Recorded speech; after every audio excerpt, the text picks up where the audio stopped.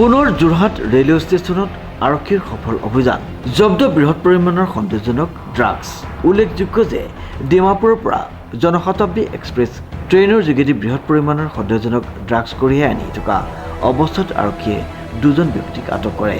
আটক হোৱা ব্যক্তিসকলৰ ভিতৰত এজন ডিমাপুৰৰ মনুৰাই নামৰ এজন বয়স্ক ব্যক্তি আৰু আনজন যোৰহাটৰ বলিন দাস বুলি চিনাক্ত কৰা হৈছে।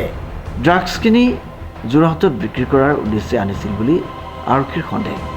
গোপন সূত্ৰৰ ভিত্তিত ডিএছপিৰ নেতৃত্বত চলোৱা অভিযানত আৰক্ষীয়ে মুঠ 13.49 গ্ৰাম সন্দেহজনক ড্ৰাগছ জব্দ কৰে। ঘটনাৰ সন্দৰ্ভত আৰক্ষীয়ে অধিক তদন্ত আৰম্ভ কৰিছে।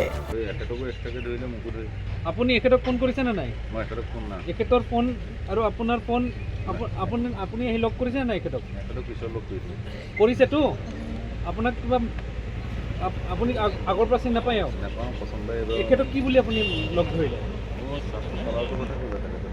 চাৰ্টৰ কালাৰৰ কথা ক'লে যে এনেকুৱা চাৰ্টৰ মানুহ এজন আহিব, গামোচা এখন পিন্ধি বুঢ়া মানুহ এটা। অনুপম বৰাৰ ৰিপৰ্ট, নিউজ নাও।